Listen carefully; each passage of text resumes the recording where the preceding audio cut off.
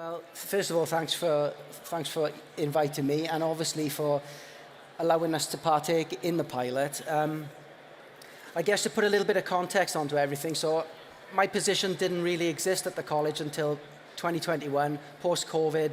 You know, who essentially is the person to try and lead digital transformation at the college? And during all the conversations since, data has been high up on the agenda in terms of, you know, you've probably seen many quotes, data is the new oil. How can we better understand our data to make ultimately better decisions at the college?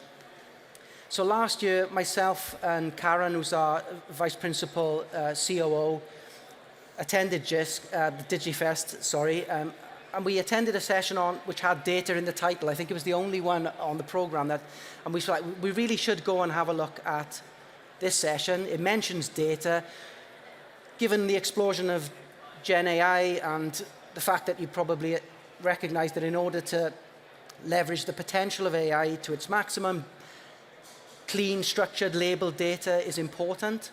So we were aware of these types of things. We wanted to understand, well, what is it that we don't know? Because we don't have a college in terms of a large amount of experts who understand data and data terminology and language. So we attended the session, was exposed to your lovely data maturity framework model, and really decided that we really should get involved in generating conversations at the college about data. What potentially are our strengths, what are our weaknesses, and are there any gaps that we literally don't know?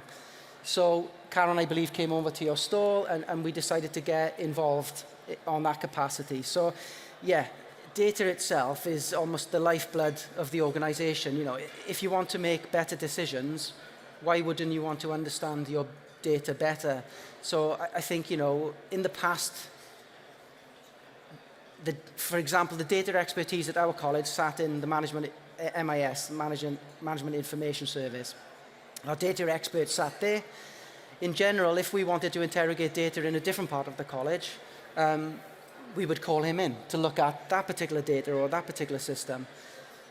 I think we're now realizing the value, given the emergence of AI as well, in that in order to sort of utilize this new utility to its maximum potential, we need to invest in our own understanding, in our own knowledge. And I think that's it's just a foundational element that perhaps hasn't really been high on the agenda, particularly at an FE level anyway. So we don't have a CDO, you know, but yeah.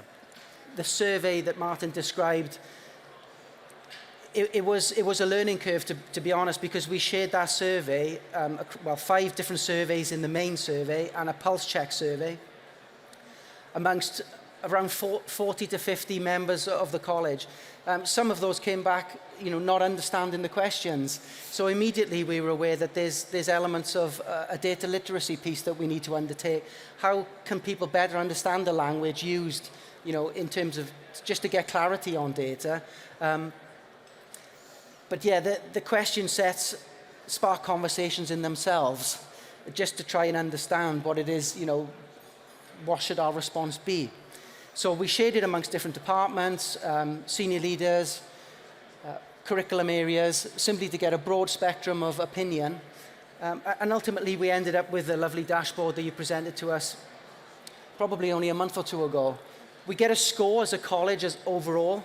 So I think as a college, we ended up at 3.1 out of 5, which we were quite pleased about, I got to say, because I guess we were just barely tipping into that proactive category. But if you dig in then to your different areas and components of the framework, you know, we understood that we had strengths in terms of our data strategy and strengths in terms of our decision making. So both of those were above 3. I think on reflection now, we understand that we have a clear vision for data's role within the organization, and that there is evidence in our college of strategic thinking and strategic planning around data. So that's a real positive.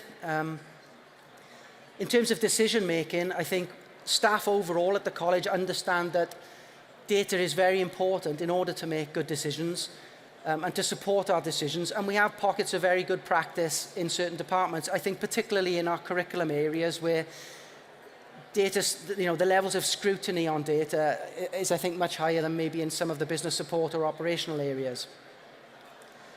In terms of weaknesses, I think our top weakness, to put it that way, is we identified as our systems and processes.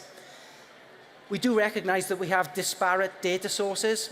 Probably many of you are in the same position. And we understand now that we need to move towards consolidation of our data. Where is our data sitting? Is it across multiple different systems in different departments? How can we better integrate our data so that we can either interrogate it or it can speak to each other in a better way? If we can get that to happen, then how can we leverage automation across the data and I guess the general user friendliness of it, in all honesty. So that's a big thing for us to understand now. We really need to look at our systems and processes and try and consolidate and integrate our data in a more meaningful way so we can better interrogate it. I think the final piece there, then, in terms of our weakness was our reporting processes. And like I said, this is strong in the curriculum area in particular. We've been using, I guess, a legacy third-party data analytics tool or a dashboard tool for probably about 8 years. And now we realize that maybe we need to move towards consolidating our data visualization tools inside our own foundational ecosystem. We're a Microsoft college, but we don't use Power BI. So it was like, we're using Dynastics dashboards. Probably we need to move away, consolidate and integrate all our data into the Microsoft ecosystem and interrogate that with the right tools. So these are things that have become sort of apparent to us from that respect. I think overall we now know that we have strength in our strategic vision at the leadership level, but like many institutions, I think we face challenges in operational implementation and governance, and that's something that we now know, which we didn't know. Well, I'm happy to dig into the detail. I think we do have some immediate next steps. There were some critical things that we needed to address, which I won't share. But in terms of the immediate next steps, creating a data dictionary, a format across all our systems, almost a standardized template for data definitions, something that we need to do. We definitely need to assign clear data ownership roles, so data champions, data stewards that sit in our major departmental data centers, essentially. Hopefully then they can help coordinate with an institutional lead. So that's another clear next step. We did start mapping out our data architecture and our data flows only in the last 4 or 5 months. We recognize we need to fully map that out to better understand how it looks. So that's an ongoing piece of work. But ultimately, as I mentioned earlier, develop a staff training program, I think, that, for key data systems, key analytics, key definitions, just so staff can understand, can better understand technical terminology. I think at the time, I remember, I think Martin or Andy might have come back talking about data domains. Being not a data expert, my first question was, what is a data domain? What does that mean for us? And I think you said it could be anything you want it to be.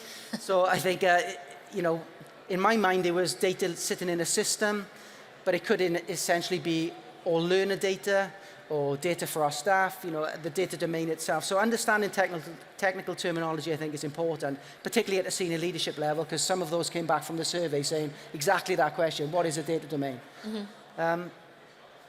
Discussions that we're having with some of the Microsoft partners and yourselves, really, we understand that a long-term goal is definitely to consolidate our data and our systems. That sort of master data management piece, or a centralized data warehouse, a data lake. There are many sort of terms for it, but I'm now starting to understand what that actually means in terms of what is the solution for us. So we now understand that maybe we need to explore Microsoft Fabric as a central data warehouse, pulling all our data into one place to better understand it and ask better questions, I suppose. The second long-term thing is that integration strategy. Can we develop some form of IT technical roadmap? How do we get there? What type of APIs or custom connectors do we need to connect different data sources to speak to each other? And then can we leverage any automation from the Microsoft Power Platform? So those are the tools that we're looking at in particular. obviously linked into all of these things, like the Dynamics 365 Power Platform solution. I mean, Microsoft is they launch in most of the co-pilots in those areas first, so leveraging AI then to interact with some of those solutions, to provide us with perhaps predictive analytics or diagnostic analytics. Those are sort of the long-term, holy grail type things. How can we use AI then, now that we've structured and labeled our data better, so that we can gain maximum benefit? So I think, ultimately we want to be a more data-informed thinking and decision-making. We want that to be the norm at the college rather than the exception. So the assessment has certainly helped us understand things better, and has helped us focus on what is our position right now, what plans do we need to make in the short term and the longer term, and how do we get closer really to that ideal of being a bit more structured in our approach.